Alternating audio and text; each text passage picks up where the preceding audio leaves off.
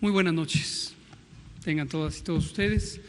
Aquí y en casa son las 19 horas del lunes 27 de abril del año 2020. Son los momentos de iniciar la conferencia diaria sobre la situación del coronavirus, la enfermedad COVID, la pandemia de COVID. Estamos en el Palacio Nacional de México y esto es en la Ciudad de México, y hoy vamos a concentrarnos en varios temas. El primero, como siempre, es el informe técnico diario, que lo presentará el doctor José Luis Salomía, director general de epidemiología. Comentaremos algunos elementos puntuales sobre cómo la evidencia científica nos ha llevado a algunos pequeños cambios sobre las medidas de mitigación y control, y hablaremos en particular del tema de los cubrebocas. Ya veo varias y varios de ustedes con cubrebocas. Y hoy tenemos el gusto y el privilegio de que nos acompañe el coronel Flavio Alejandro Perea Alcaraz, quien es coordinador de seguridad y resguardo de inmuebles del Instituto Mexicano del Seguro Social. Coronel, muy buenas tardes. Buenas tardes, doctor.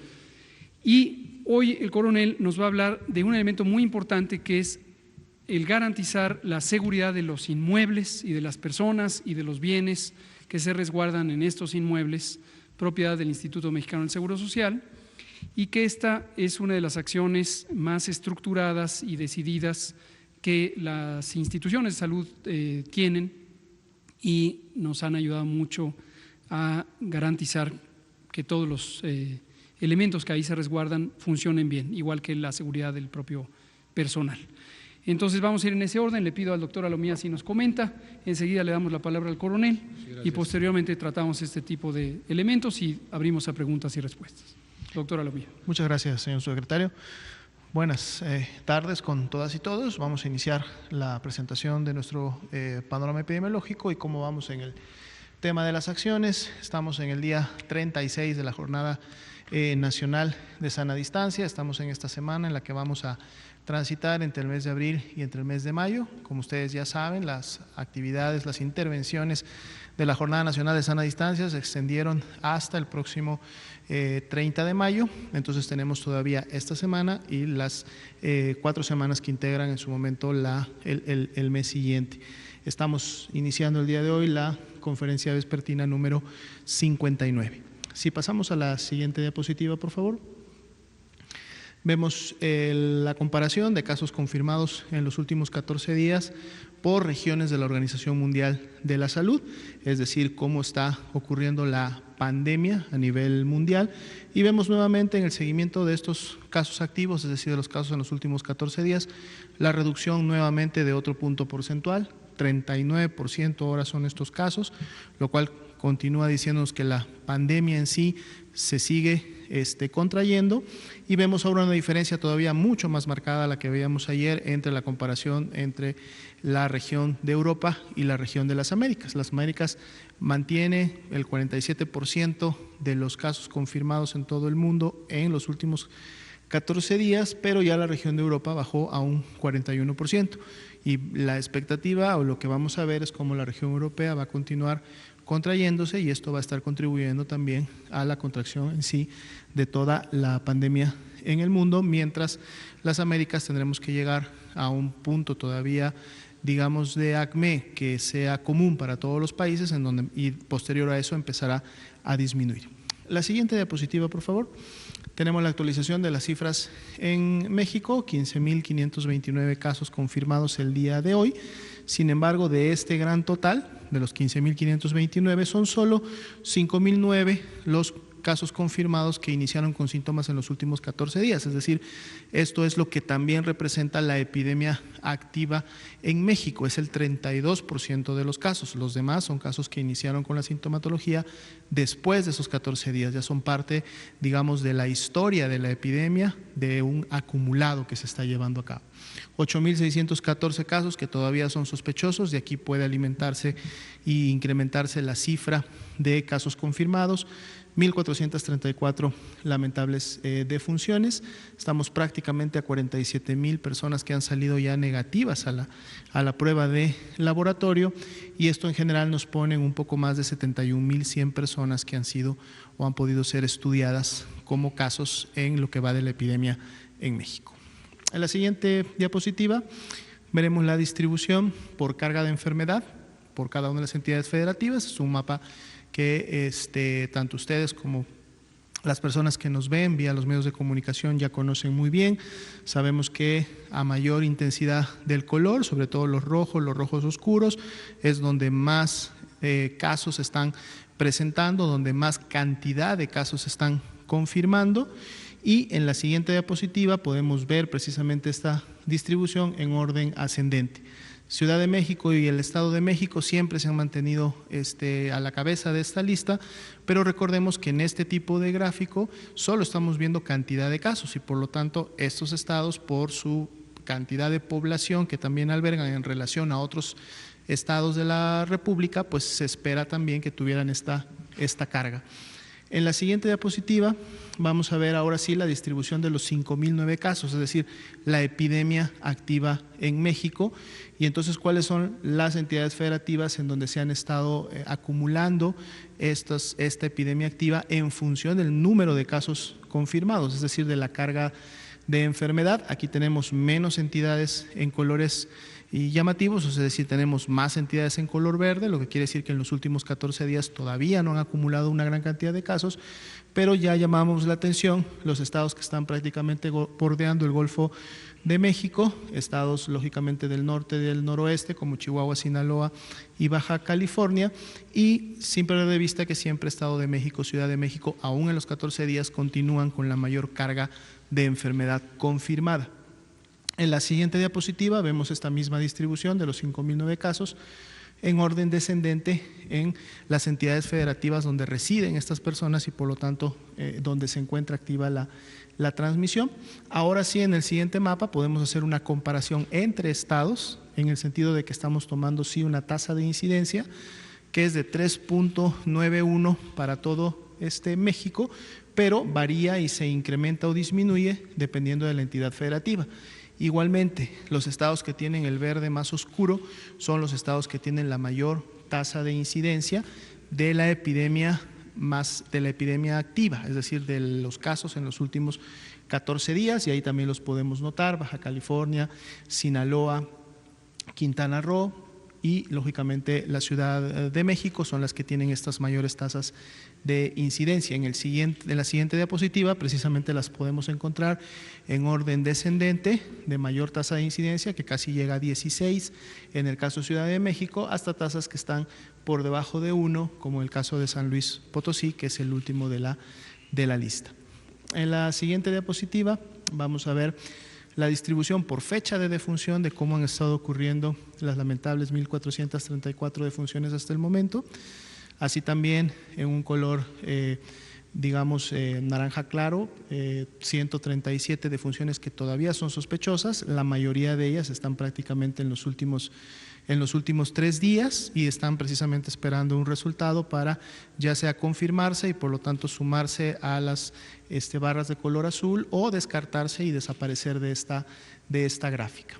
En la siguiente diapositiva veremos las defunciones, pero ahora distribuidas por entidad federativa en donde ocurrieron, es decir, en donde se presentó la defunción, y aquí también podemos rápidamente identificar cuáles son las entidades federativas que tienen todavía aún defunciones sospechosas y que eso podría entonces incrementar la carga de las mismas para cada una de ellas, y podemos ver cómo han estado sucediendo también en un orden descendente de carga o cantidad de defunciones ocurridas.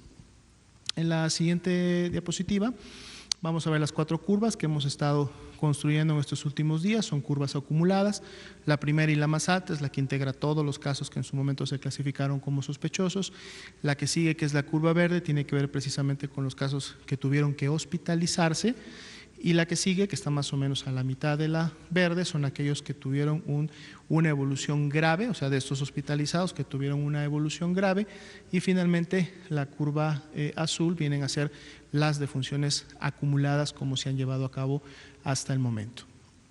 En la siguiente diapositiva podemos notar la curva epidémica, está graficada por fecha de inicio de síntomas de los casos. En color rojo son los casos confirmados, en color amarillo, más bien un naranja claro, están los casos que todavía aún son sospechosos. Esto nos ayuda, ya decíamos, a ver un poco la tendencia, es decir, de que se confirmara una buena parte de estos casos naranjas claros, la tendencia todavía se mantendría ascendente, lo cual es factible en base a lo que vamos a ver más adelante de los porcentajes de positividad. Entonces no hay una tendencia que todavía se muestre estable, menos descendente, la carga de enfermedad continúa todavía incrementándose día con día.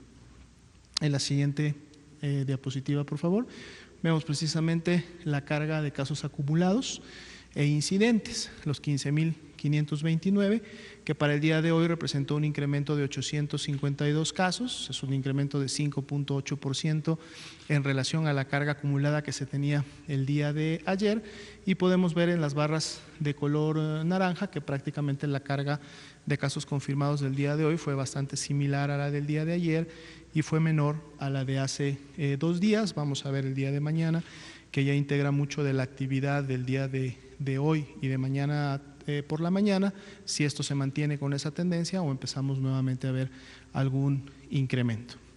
En las siguientes diapositivas vamos a ver lo que ya estamos integrando desde el día sábado, que es precisamente el reporte de la red IRAC, que nos habla sobre la disponibilidad o la ocupación que existe de, por un lado, camas, nosotros les decimos camas de hospitalización general, no para todas las enfermedades, sino específicamente para casos de IRAC, es decir, casos sospechosos de COVID-19, y en otra veremos las camas con ventilador disponible, que son las camas que se utilizan para los pacientes críticos.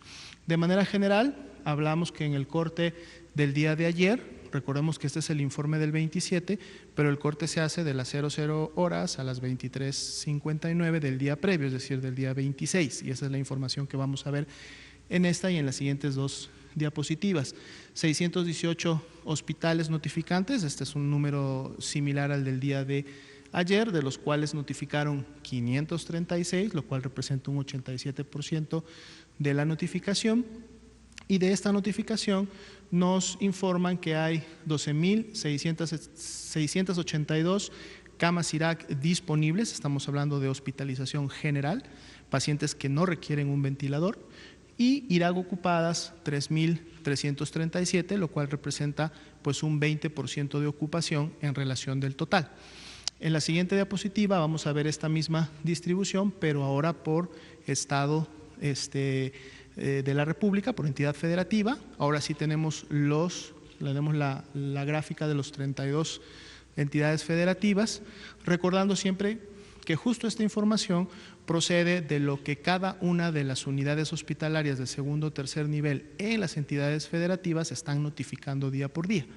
Cada una de estas unidades tiene un enlace operativo que a su vez cuenta con un nombre de usuario, cuenta con un password, con eso puede ingresar a la plataforma y notifica las variables que se le requieren para efectos de la red IRAC.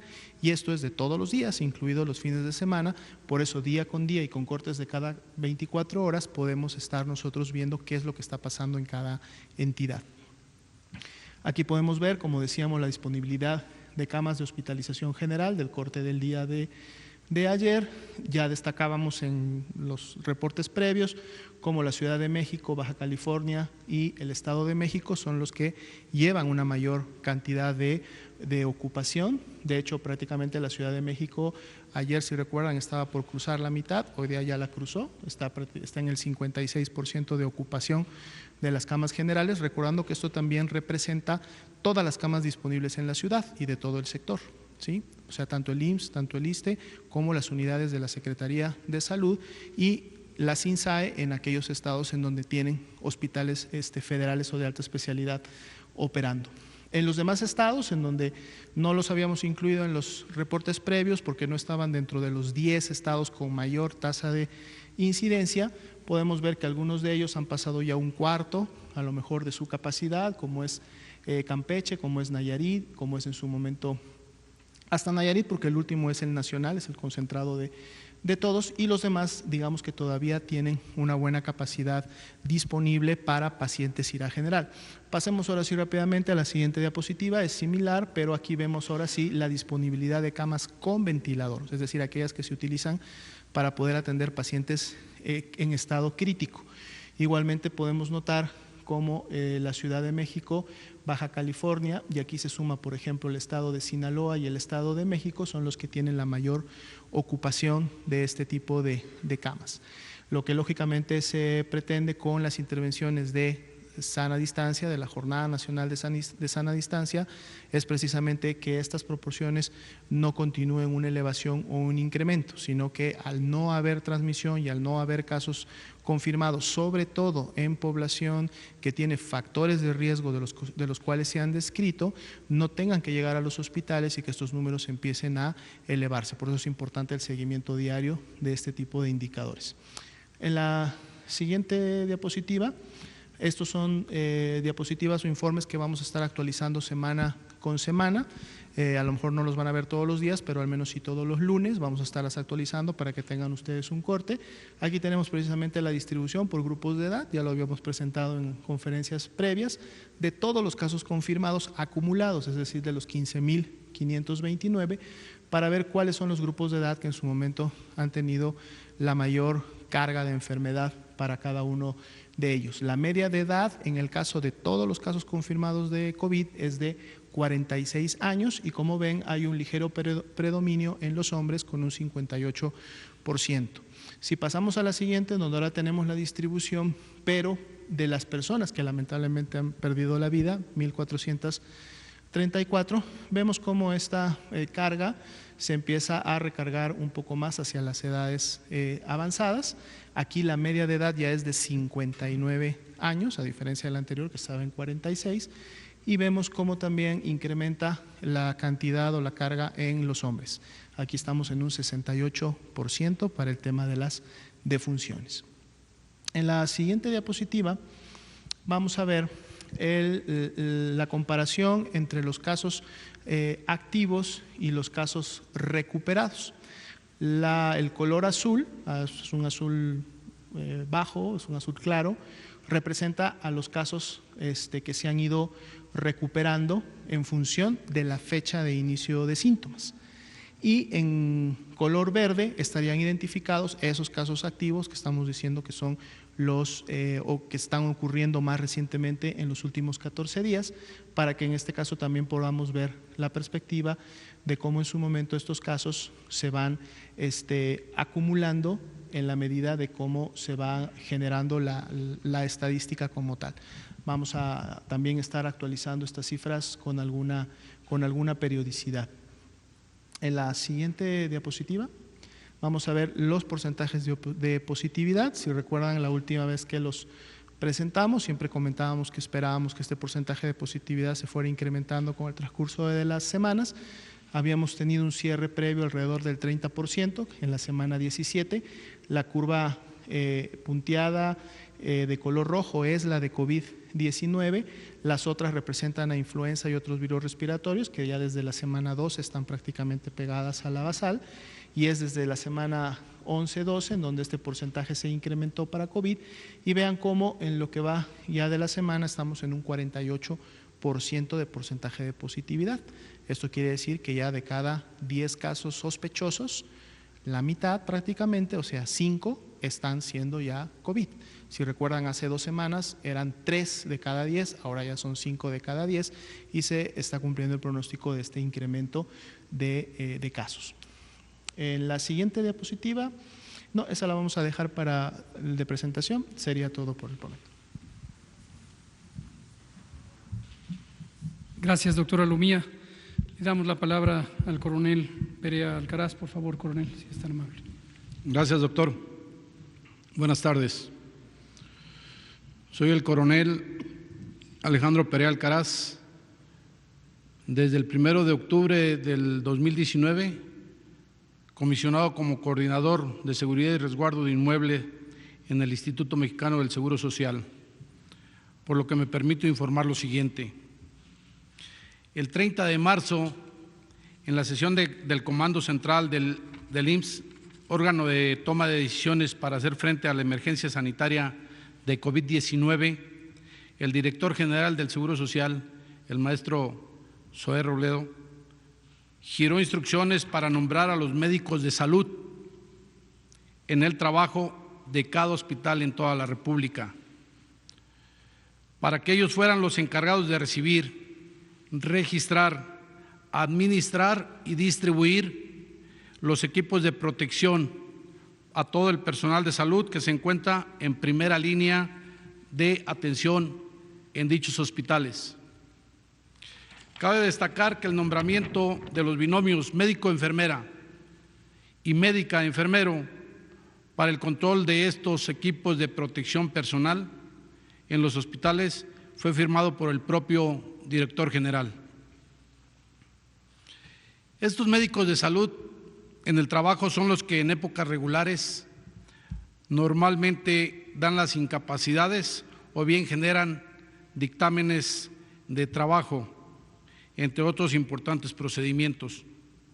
Ellos y ellas en estos momentos tienen una carga disminuida de trabajo, motivo por el cual nos apoyan de manera responsable y solidaria en la tarea de la distribución y la seguridad de los equipos de protección personal dentro de los hospitales.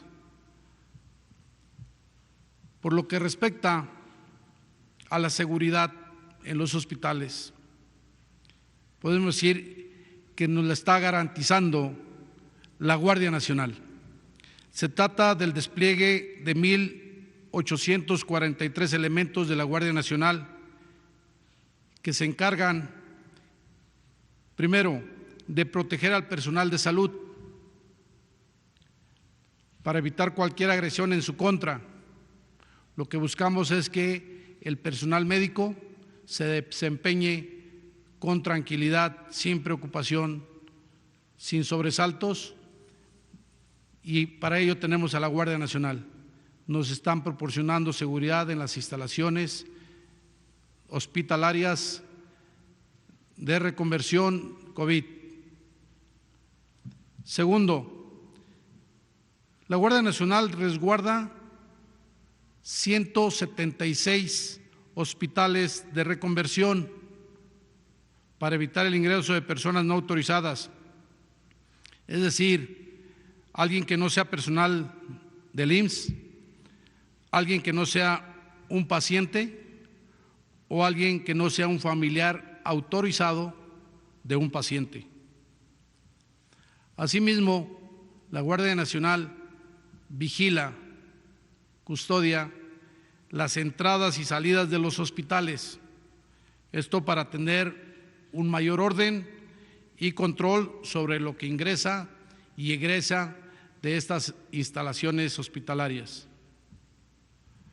Además, la Guardia Nacional se ha encargado de cuidar y de escoltar los traslados de los equipos de protección personal que llegan del extranjero al Aeropuerto Internacional de la Ciudad de México, de ahí a los almacenes centrales en esta Ciudad de México, y posteriormente siguen escoltando los equipos de protección personal que van de los almacenes centrales a los almacenes de las 35 representaciones estatales que tenemos en toda la República. Es conveniente subrayar y hacer énfasis que además de la Guardia Nacional, el Ejército Mexicano también nos está apoyando en la seguridad. Son 232 elementos de la Secretaría de la Defensa Nacional que proporcionan seguridad en 38 almacenes delegacionales y en 8 hospitales de reconversión COVID. Ellos se encargan de la seguridad en las instalaciones y el resguardo de insumos, medicamentos y equipo. repito, en los 38 almacenes delegacionales que tenemos distribuidos en toda la República. Hace unos días, precisamente el 24 de abril, el director general del Seguro Social estuvo en los almacenes centrales de Vallejo, en donde encabezó un operativo de abastecimiento y distribución de equipo de protección personal que fue enviado a todas las delegaciones y fueron escoltados por la Guardia Nacional. Es en ese sentido que quiero ser muy puntual y subrayar que en el Seguro Social no existe un problema de robo hormiga. La preocupación y el problema es lo que puede ocurrir al interior y a las afueras de un hospital, hospitales que están atendiendo a los enfermos de COVID-19. Con la crisis sanitaria que vivimos, los ánimos se pueden exacerbar, lo que es comprensible, pero trabajamos y hacemos lo necesario para que las situaciones estén siempre bajo control. Trabajamos por el bien del personal de salud, por el bien de la derechohabiencia, por el bien de las instalaciones y por el bien de México. Muchas gracias. Muchas gracias. Gracias, coronel. Dos comentarios antes de que abramos a preguntas y respuestas. Lo primero es, apreciamos mucho lo que nos comenta el coronel, precisamente porque en días recientes, no es la primera vez, empiezan a hacerse comentarios infundados, carentes de información sobre cuáles son los elementos que las instituciones tenemos para garantizar el resguardo de los materiales. Este tema de los equipos de protección personal, ya lo hemos señalado en varias ocasiones, es un reto importante porque, por un lado, los mercados mundiales están completamente perturbados por el hecho obvio de que esto se trata de una pandemia, donde por definición todos, o la gran mayoría, en este caso sí, todos los países del mundo han estado afectados y esto generó una sobredemanda de equipos. Lo segundo, por lo que hemos comentado repetidamente, de que en un momento dado, cada vez menos, se utiliza el equipo más importante, que son los equipos de mayor seguridad, de mayor sellado, por parte de personal que no necesariamente debe utilizarlos. Y hemos dejado muy en claro que esto no quiere decir que haya personas que tienen privilegios o preferencias, sencillamente que los equipos, si se siguen los lineamientos técnicos, se utilizan de acuerdo a las actividades que se realizan. Y lo tercero es este tema de, en algunos casos hemos tenido incidentes de desapariciones o de robo o de situaciones inapropiadas, y por eso desde hace varias semanas el director general del IMSS dispuso una serie de medidas especiales, ya las acaba de comentar el coronel, que nos han resultado altamente efectivas, y agradezco directamente al coronel y a todo su equipo, porque esto nos representa un cambio muy positivo respecto a este control. Que quede claro además que estas medidas seguirán vigentes y que cualquier persona que quiera abusar de la confianza de las instituciones, esté donde esté, pues será desde luego la situación atendida conforme corresponde a las leyes y a todas las disposiciones también administrativas. Gracias, coronel. Gracias a usted. Ahora quisiera comentar este otro tema que periódicamente tratamos de identificar dónde están las inquietudes públicas y encontramos mucho valor en la opinión del público, porque a veces a través de redes sociales, a través mediante los medios de comunicación, a través por comunicación directa en otras ocasiones, nos comparten las distintas inquietudes. Bienvenidas todas las inquietudes, todas las dudas, cuestionamientos, observaciones, críticas incluso que se pudieran presentar, nos ayudan mucho a identificar cuál es el sentir de la población y dónde están las necesidades.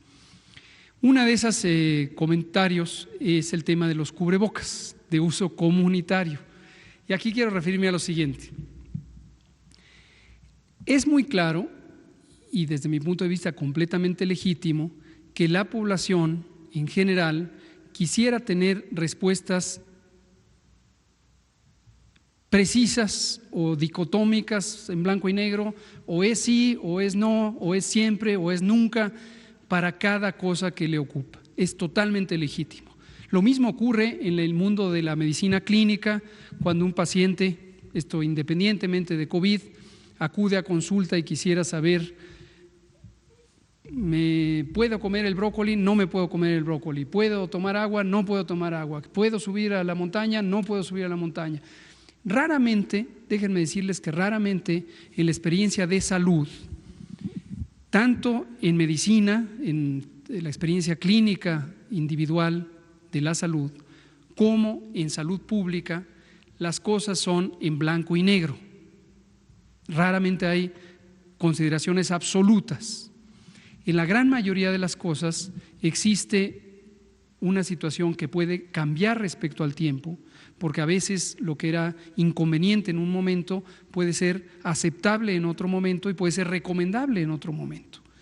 O a veces la evidencia científica sobre la utilidad de algo, de una intervención, de un producto, no es completamente definida y entonces hay recomendaciones relativas, así se llama técnicamente, recomendaciones relativas. Este es el caso de los cubrebocas. Los cubrebocas, que son este dispositivo, veo que ya la mayoría de ustedes lo utiliza, es un dispositivo que tiene un efecto mecánico de retención de las partículas líquidas que provienen de las secreciones de la nariz, de la boca, de la faringe y que hemos comentado aquí repetidamente son el vehículo, el medio por el que se transmiten no solamente el virus SARS-CoV-2, sino muchos agentes infecciosos, virus y también bacterias que causan enfermedades respiratorias. Hemos dicho también que existe una parte sustancial de evidencia sobre la utilidad de los cubrebocas como un mecanismo de protección a los demás, a partir de una persona que tiene la infección, en este caso COVID, que no la transmita a los demás, en la medida en que tiene un elemento de retención, de bloqueo mecánico, y entonces disminuye la probabilidad de que las partículas infectantes, que son estas partículas líquidas con virus, se propaguen hacia los ojos, nariz o boca del vecino. Este es el principio de uso en cirugía. Como todos ustedes saben, las cirujanas y los cirujanos utilizan un cubrebocas y también todo el personal que está dentro de un quirófano para evitar contagiar de cualquier cosa o contaminar el espacio quirúrgico, la cavidad abdominal, la cavidad torácica, la cavidad craneal, cualquier espacio donde se esté haciendo una intervención que requiere condiciones asépticas, es decir, sin microbios. Por eso el personal quirúrgico usa cubrebocas. Basado en este principio, cuando existe una enfermedad que puede ser de interés epidémico y podría contagiarse, se ha considerado que potencialmente podría utilizarse un cubrebocas para disminuir la transmisión hacia otros. Y hay razonable evidencia para mostrar que si las personas infectantes, que son las personas infectadas en un periodo de su enfermedad, usaran cubrebocas, disminuirían la probabilidad de transmitir la enfermedad a las otras personas. Lo que es menos claro, y la evidencia todavía es inconclusa, es que las personas que no están enfermas, si utilizaran un cubrebocas, si eso resultaría en una protección para ellas mismas. Y en general, los distintos elementos de evidencia sugieren que no. Las razones las hemos comentado, tienen que ver, entre otras, con el hecho de que los virus respiratorios, o al menos este, pero muchos otros, se transmiten también por los ojos. Si las partículas infectantes caen sobre la conjuntiva, que es la membrana que recubre el espacio anterior de los ojos, ahí se pueden poner estas partículas de virus y ahí se contagia. Entonces, aunque uno tenga cubierto nariz y boca, si tiene descubiertos los ojos, también se puede transmitir por ahí. Y la otra razón también considerada es que una persona que no está entrenada en el uso de cubrebocas, como lo están las personas de los equipos quirúrgicos y otros equipos médicos, llega un momento en que se cansa del cubrebocas. Cuando una cirujana está en el acto quirúrgico, por largo que éste sea, en promedio dura 3 horas, vamos a decir, 4, 5, 6, a veces hay cirugías muy, muy largas, sabe que no se debe tocar la cara, porque si se toca la cara, en primera contamina los guantes y con los guantes contamina el espacio quirúrgico, entonces sabe que no se debe tocar la cara. Pero cualquier persona en el espacio de la vida diaria se cansará, le va a dar calor, le va a irritar, le va a dar comezón y de manera inconsciente o consciente se va a tocar la cara para acomodarse el cubrebocas, para ponérselo de gargantilla, para quitárselo unas horas, para ponerse a comer. Y en ese momento ya no hay un efecto que podría ser útil y ya no lo es por estas razones. E incluso el tocarse la cara, posiblemente con unas manos que han sido contaminadas por otra persona que se estornudó en las mismas, le llevaría los virus a la vía respiratoria. Entonces, en días recientes ha estado circulando un diagramita que parece interesante, aunque raramente proveen una fuente bibliográfica consistente, en donde se ve una persona infectante que se pone el cubrebocas y una persona no infectada que se pone el cubrebocas. Y se hace una especie de escala donde se dice si se le pone el infectante disminuye el riesgo X, grado 1 o dice menor riesgo, etcétera. Si se la ponen los dos hay una gran protección. Ya vi una tercera versión que dice y si el que está infectado se queda en casa disminuye el riesgo casi absoluto. Eso es cierto, quédense en casa. Entonces lo cierto es que esto causa confusión porque empieza a darse una apreciación diversa. Ayer decíamos precisamente de este fenómeno en la vida moderna con los medios electrónicos de comunicación, donde circula a tal velocidad la información que parece que todo es muy sólido científicamente o que hay evidencia creíble, cuando no es el caso. Hay muchísimas cosas en la vida que están sujetas a controversias. Entonces, dada esta situación, recordarán que por varias semanas al inicio de la epidemia he comentado esto mismo y habíamos dicho el usar cubrebocas tiene una pobre utilidad o incluso tiene una nula utilidad. Y aquí hay un elemento, es un tecnicalismo de las ciencias, de ciertas ciencias, que es la diferencia entre eficacia y efectividad. Esto es importante. Eficacia es la utilidad que tiene una intervención o un producto en condiciones ideales, quizá experimentales. Todo está perfectamente controlado, hay una intervención, pensemos en este caso el cubrebocas, y entonces todo es perfecto, todo es constante, y en esas circunstancias uno evalúa el uso del cubrebocas. Eso es la eficacia. Pero hay una gran diferencia con otro concepto que se llama efectividad. Y la efectividad es las condiciones reales, donde unas personas lo usan 15 minutos y luego se lo quitan, otra persona lo usa 6 horas sin ningún problema, una persona se toca la cara, 3 lo traen de sombrero, 4 se lo ponen un día sí, 2 no. Es decir, toda la variabilidad que existe en el uso real de un producto. Y ahí es donde está la mayor incógnita. Si pensáramos en que, por ejemplo, 9 millones de habitantes de la Ciudad de México debiéramos usar el cubrebocas, no tenemos ningún elemento que garantice que 9 millones lo vamos a usar de manera consistente.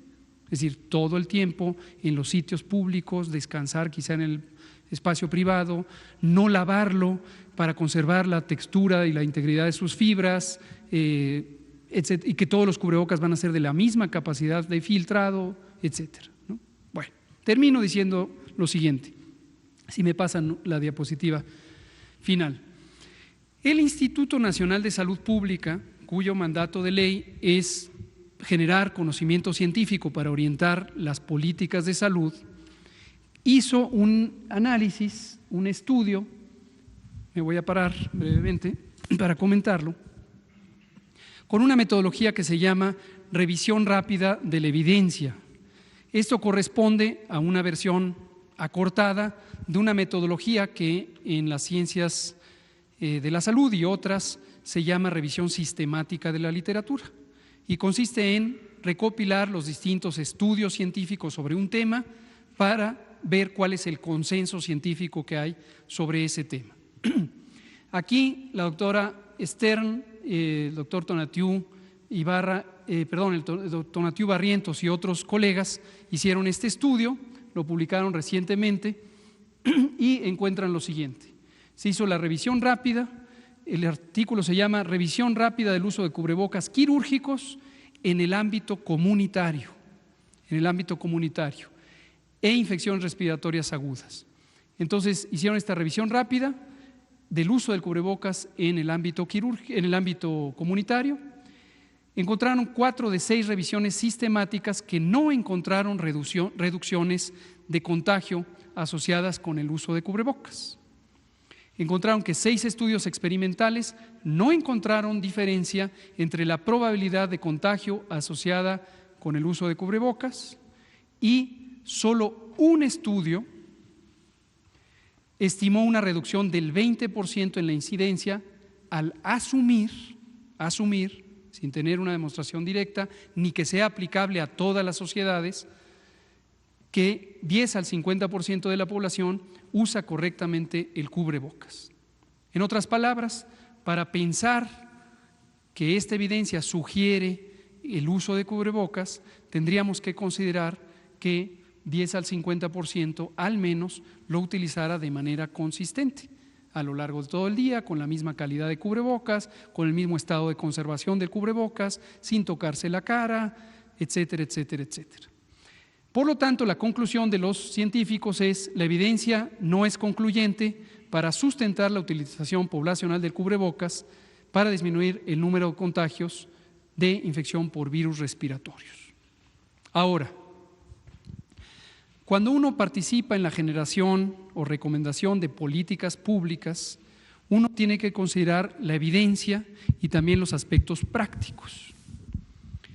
Y aquí vuelvo a decir, no es que esté mal usar cubrebocas, no hace daño pues usar cubrebocas. Existe un fenómeno que se llama compensación del riesgo, que consiste en que las personas podrían sentirse protegidas porque tienen la cara cubierta con un cubrebocas y entonces empezar a disminuir su atención de otras medidas de seguridad sanitaria. La higiene básica de las manos, la protección del estornudo, el resguardarse en casa si se tienen síntomas, el guardar una sana distancia, etcétera, etcétera. Entonces, si eso ocurre, el posible beneficio del cubrebocas podría ser contrarrestado por la reducción de la disciplina, de la intensidad, de la constancia de otras medidas. En conclusión, no me parece inconveniente que algunas autoridades sanitarias estatales, incluida la Ciudad de México, recomienden el uso de cubrebocas. Como hemos dicho, es un auxiliar. Pero si por estar atentos al cubrebocas empezamos a reducir la atención de las otras medidas de mitigación masiva, pues estamos desviando la atención y estaríamos reduciendo las medidas más efectivas. Entonces, eso sí sería inconveniente. En el caso de la Ciudad de México, conocemos que no es el caso. De hecho, la Ciudad de México es la zona, la entidad federativa con la más amplia y grande y sostenida reducción de la movilidad en todo el país, y es la que en este momento está contribuyendo mucho más a la reducción de los contagios. Entonces ahí estamos tranquilos. Pero ayer hablábamos de esta situación de algunos municipios en donde le ponen un gran empeño al tema del cubrebocas y otras medidas que son las fundamentales, la suspensión de los trabajos no esenciales, no está siendo cuidada con la misma intensidad. Y además, también dijimos ayer, preocupa que el enfoque de las intervenciones se centre en las personas, en la ciudadanía, por las razones explicadas ayer, que las medidas fueron cuidadosamente planeadas para modificar las razones por las que las personas acuden al espacio público y entonces no centrar intervenciones en las personas, lo que irremediablemente lleva a un mayor desgaste operativo, pero además a empezar a tocar los límites de las libertades civiles, los derechos fundamentales, las garantías constitucionales, situación que obviamente es preocupante. Quería comentar eso. Vamos a abrir a preguntas y respuestas, usted que es la primera vez que lo vemos por acá y luego usted que ya no había venido. Y allá usted. Buenas noches, doctor. Eric Hernández, de Diario Basta para Grupo Cantón. La pregunta sería, en repetidas ocasiones ha dicho que el uso de cubrebocas no es necesario. Sin embargo, en la Ciudad de México y en varias partes del país se sigue viendo mucho su uso. ¿No sea necesario implementar alguna cultura para que las personas puedan desecharlos de manera correcta y que no haya un contagio, un riesgo de contagio por parte de los enfermos, la gente que recoge la basura? Esa sería mi pregunta. Muchas gracias. Aprecio esa preocupación.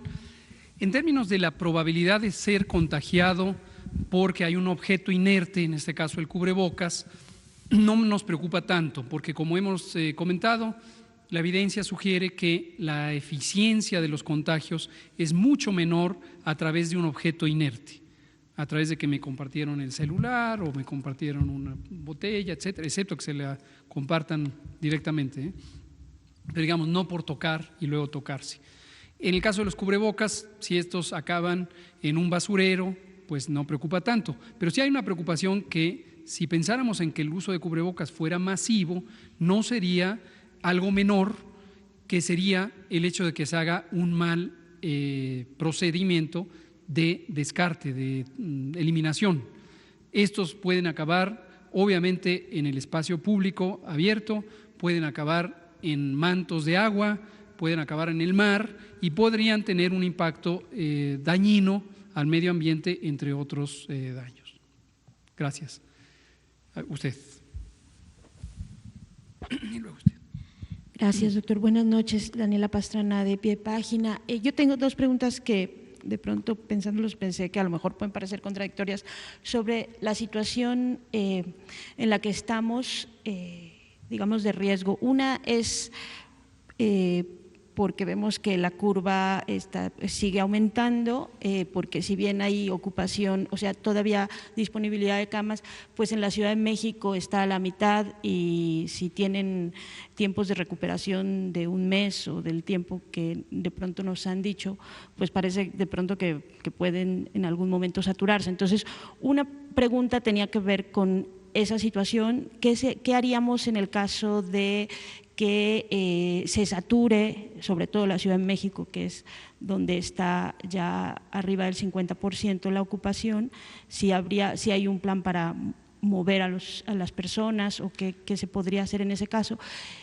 Y la otra es que hemos tenido reportes e información en Ciudad de México y en Chiapas de acciones de discriminación sobre personas contagiadas. O sea, de pronto parece que el miedo genera, que es de lo que hablábamos en alguna otra conferencia, genera estas sobrereacciones por el nivel de contagio o de enfermedad o de gravedad en la que podemos estar todos, y ha habido situaciones como pues sí, muy difíciles, gente que de pronto ya no quiere ni siquiera decir que se siente mal para que no pues para no recibir algún tipo de ataque, ¿no? Entonces, un poco es en ese sentido, tanto como la gravedad para mal como la gravedad para que tanto estamos todos expuestos, mucho por lo que decía ayer de las enfermedades que tenemos, de muchas otras cosas, ¿no? En comparación con otras enfermedades.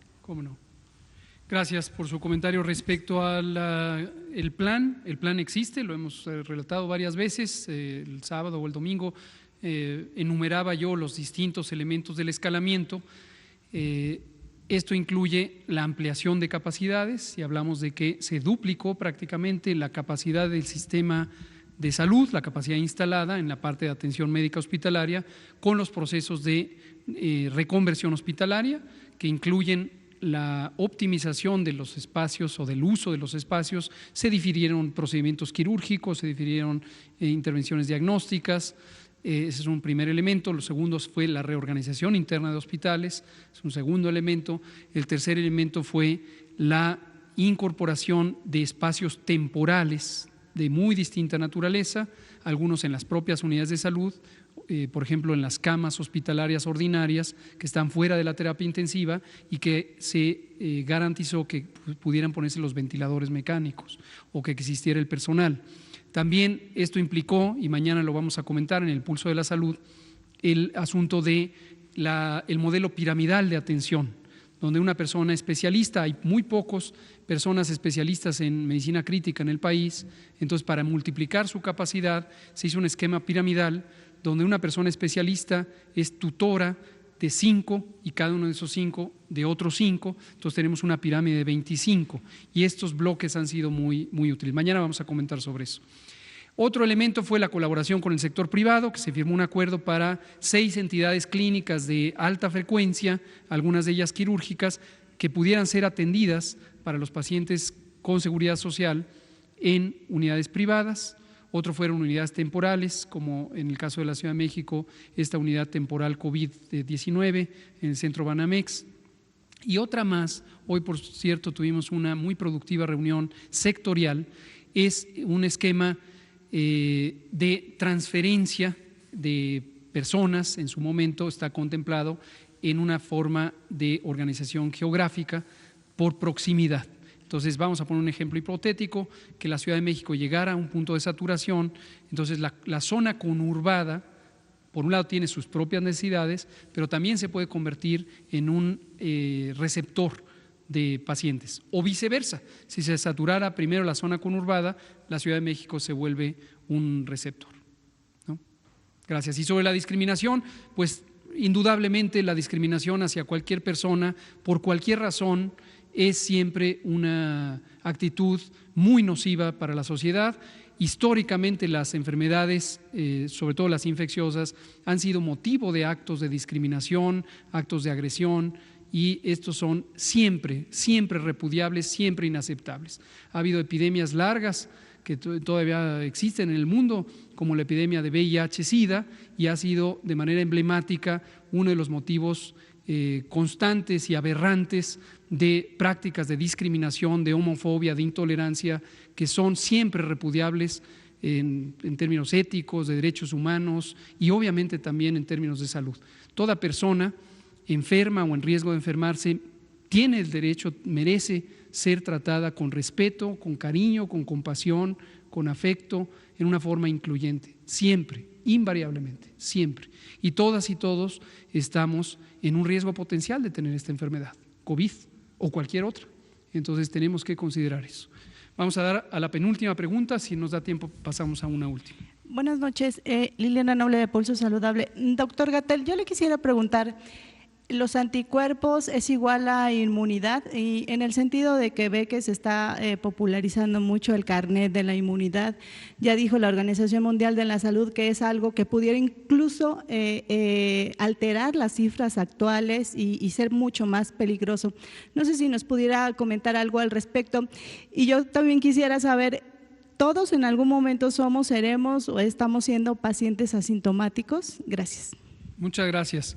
Le doy un adelanto porque el miércoles vamos a tener el gusto de tener aquí a un inmunólogo muy conocido y reconocido en México que nos va a hablar de la fisiopatología de la enfermedad, incluyendo la inmunofisiopatología.